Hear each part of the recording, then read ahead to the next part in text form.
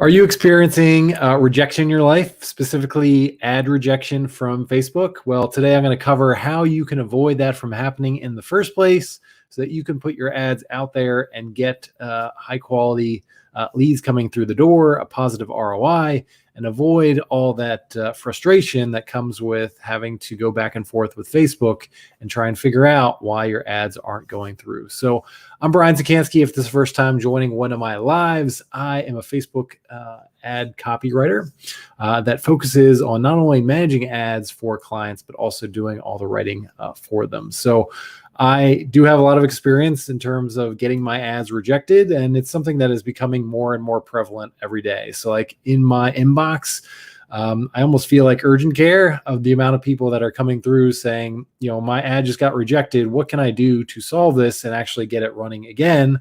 Or they've had ads running for a long period of time, and now Facebook is coming back and saying that their ads aren't following policies. So something that I actually really enjoy doing because I can kind of jump in really quickly, give people certain words or phrases that they need to take out of their ad or kind of replace them, but also think about their ad a little bit more holistically. Like, how can we start to avoid these compliance issues on a day-to-day basis, and how can we kind of use the right approach to get to remove all the frustration that comes from getting your ads rejected. And it's one of those things that is happening more and more. It tended to be more in kind of the weight loss industry and the financial industry, but it's really spreading beyond that, where more and more people in different industries are experiencing rejection from Facebook and their ads getting cut down, their ad accounts getting banned, their business manager getting banned along the way. And it's interesting to see. So again, it's something that I am becoming more cognizant of, especially as I write for a lot of those industries outside of financial and healthcare, where a lot of that scrutiny is. So what I'm going to do today is just provide a couple different examples and then show you, again, if you are worried, if you're running ads for the first time, and maybe you're not as up to speed on Facebook compliance, or maybe you have some ads out there and you're getting those rejections, and it's creating a lot of frustration for you. I'm going to start with okay, how do we take the approach of what Facebook doesn't like, and how can we start from scratch and actually create something that isn't going to have compliance issues, where you can have compliant copy. You don't have to worry about it in the future as well, because you're really playing to what Facebook wants the most. So I'll get into that in just a second, but I'm just going to share a couple of different examples of what I've seen just in the last few days of ads that haven't been approved. And again, the way to kind of really think about this is, there's a couple different ways that your ad is going to get rejected. It's number one, because and these are just a copy examples that I got along the way. So before I get into them, I just want to give you a little bit of information about Facebook compliance. So again, anytime your ad goes through, the first thing that that is going to review it is an AI robot from Facebook. Is going to take a look at all your wording. It's going to take a look at not only your ad, but your landing page, especially if you're running conversion ads. And it's going to analyze those words and make, either let the ad run, or it's going to reject it. So if it does reject it, you do have that manual review process where it can go to an actual human. They can take a look at that and actually approve it along the way. But more and more, they are relying on that AI to make the whole process a lot smoother to going forward. So in some of these examples that I'll show you here, sometimes it's like specific words and specific phrases that are causing the ad to be rejected. Other times, it's just the overall approach that is, causing that to be the problem. So, the first one here is just, this is a financial money mindset coach, and kind of just like a single line, 2 lines of ad copy that she was putting out there for a free guide. It was an ad that was getting rejected. And again, as you look at it right now, it really goes down to specific words are going to really set off that AI robot, like making money or money start working for you, financial, even financially empowered women. Like just having the word financial in there is going to set off some alarm bells for that AI robot. And all things being equal, if they don't have enough context, if they're not seeing any other details there, they're going to reject the ad. And that's really what happened here. It's like, okay, there's not enough information for them to distinguish between is this a legit offer or is it not? If it's, if it has enough triggers and it doesn't have enough context for them to figure it out, they're just going to reject it right off of hand. So really thinking about things like, talking about money or financials or wealth, those are all trigger words that are going to be, highlighted by that AI robot. And more likely than not, if you don't have the right approach, they're going to get rejected along the way. Especially like another example is if you actually put in like a specific dollar amount. If you say like I had a client that made $712,000 after they worked with me, it's immediately going to get rejected just because you can't put actual dollar amounts in there and to go a little bit more quickly.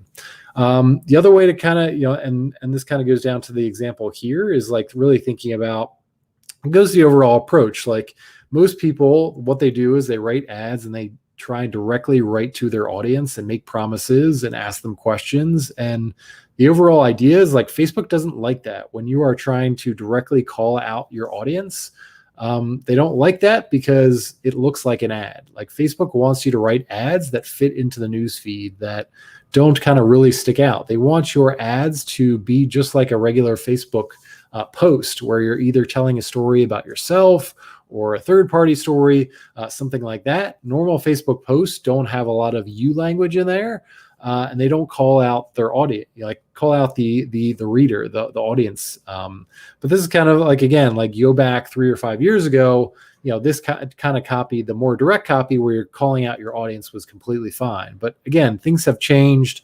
Facebook is really concerned about the environment, like the environment that it's having for its viewers.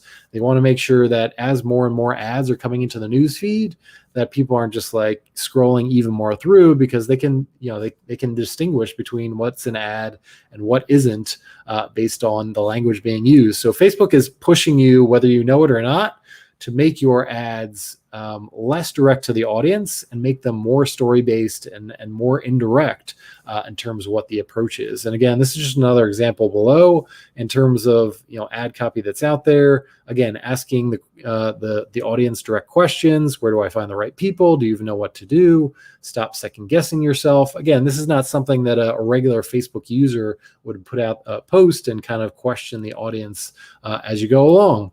And then as you go further down in terms of putting out specific promises. And this is where you're going to get in trouble in terms of Facebook compliance as well, if you're putting in specific things that make a promise. So like, again, techniques to narrow down your audience so you can start making serious dollars.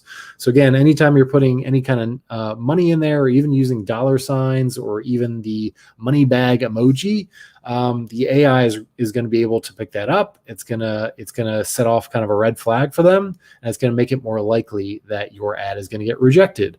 And sometimes Facebook will actually not reject your ad; they will let it go through. But kind of the cost per impression is going to be so high that it's going to make it worth your while to kind of turn off that ad over time. So like the one thing that you should take a look at is kind of like the CPM number that you have within your analytics. And take a look at what that number looks like. So if it's above 25 or significantly above 25, it means that Facebook is charging you more for compliance reasons. Maybe it's your ad image has too much text in there, but also you might have those trigger words in your ad or specific promises in your ad that Facebook doesn't like. And for that reason, they let your ad go through, but they're charging you way more for that ad to put your ad in front of, impression wise in front of people. And then the other thing I'll show you is just like an ad that for me got rejected. It was outside of the financial realm, outside of the healthcare realm.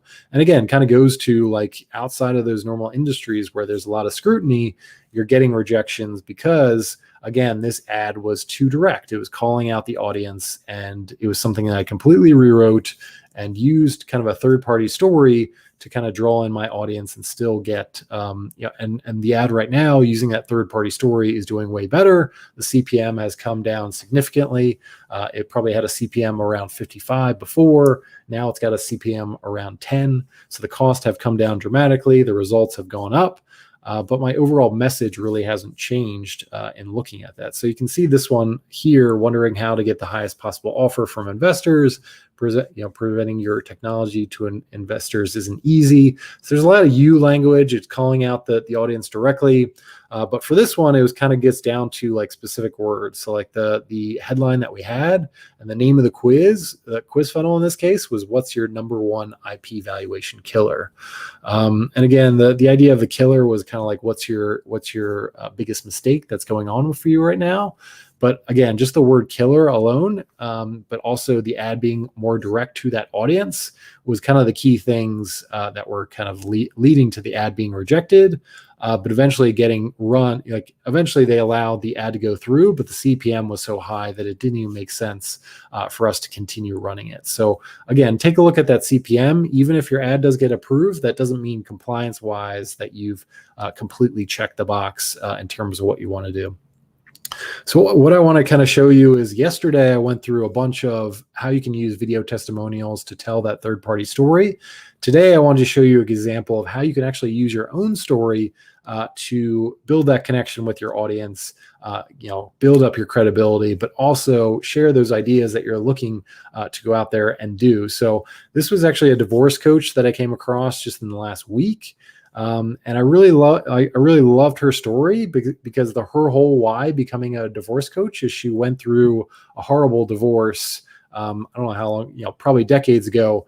And that was her why for becoming a divorce coach. She's kind of reaching back and allowing people to not make the same mistakes that she made when she went through a divorce. So kind of goes to the specific story that she had in going through this. I just want to kind of show you this really quickly. Is like, she told a story on one of her Facebook Lives, and I thought it was a great inspiration for using it and using it within an ad. So again, like, this is a way to be, instead of calling out your audience, this is a way to kind of show kind of a horror story in terms of her divorce, in terms of motivating people to potentially hire a divorce coach. Most people don't even know what a divorce coach is. And to be honest, I didn't even know divorce coaches existed until I came across her marketing just in the last few weeks. So just want to kind of show you how this works. So like, again, starts with the ad with like, one of the biggest lessons I had to learn when I was going through a divorce was how to stay calm when my ex provoked me. So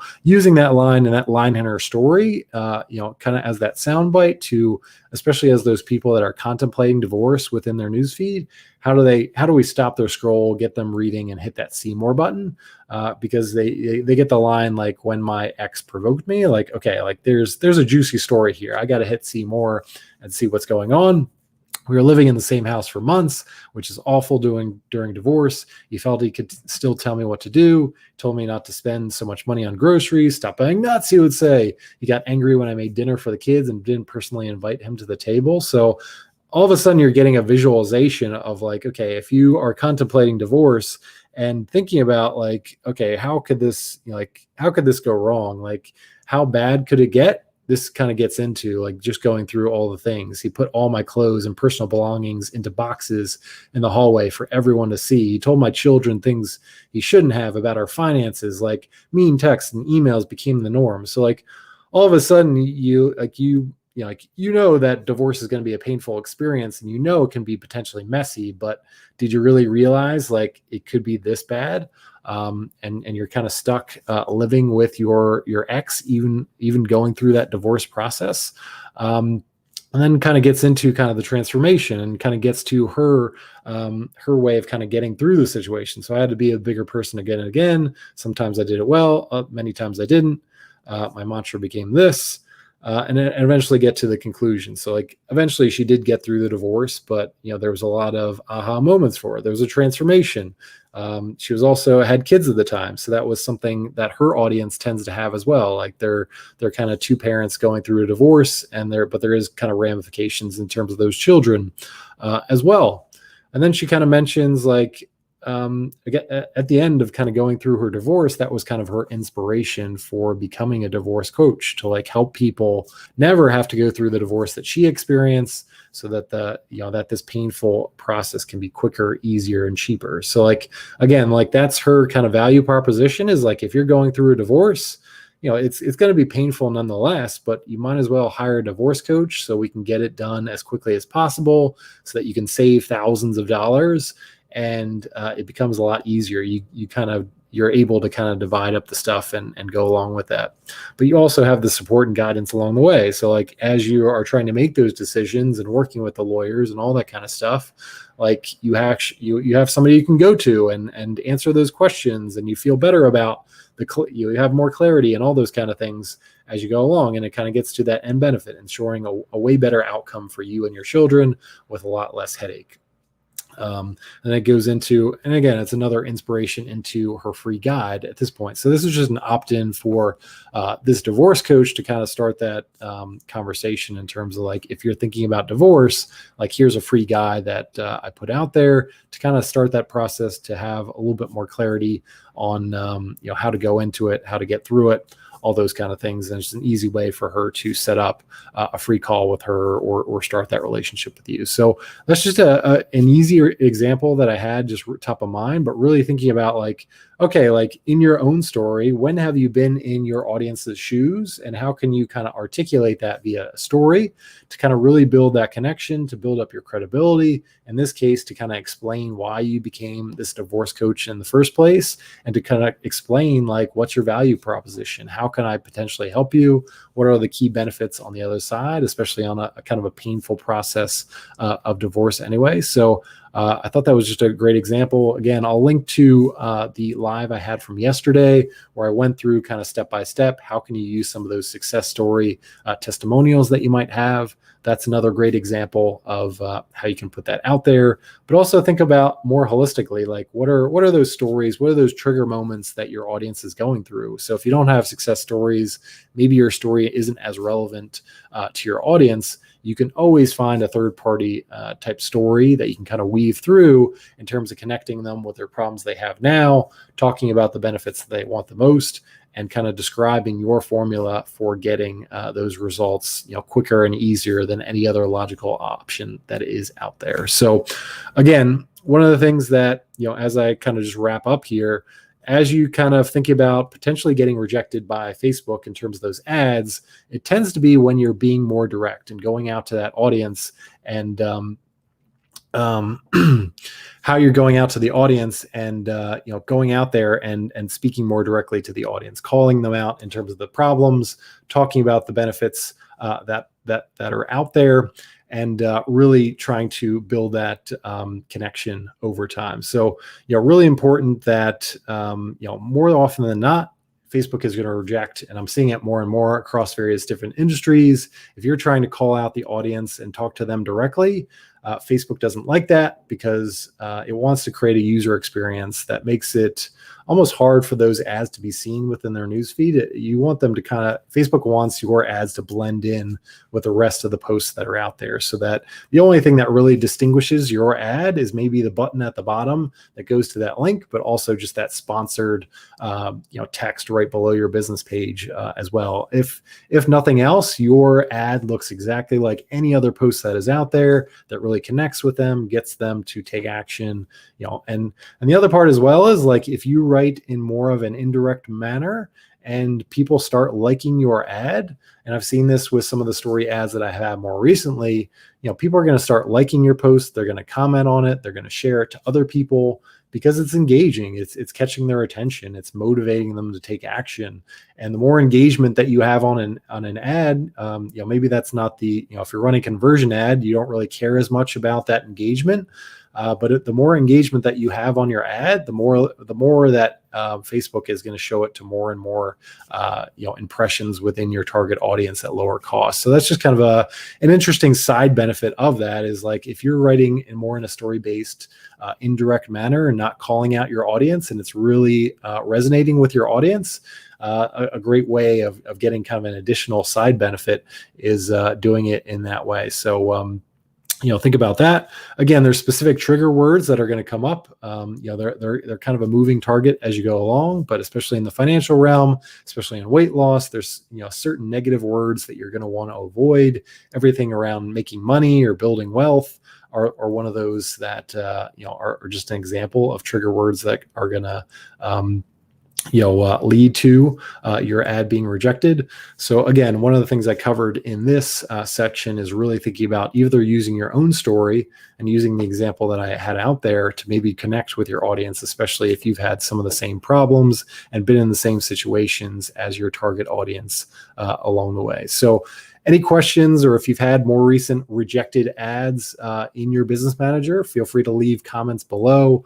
Always happy to kind of take a look at ad copy that you're contemplating or that you've put forward to give positive, like a feedback along the way in terms of maybe removing certain words or phrases or changing your approach to more of an indirect story-based way to get the results that you're looking for, while avoiding all the frustration of compliance and everything that entails, while keeping things like CPM as low as possible. So for now, thanks for joining, and look forward to having you on more recent lives.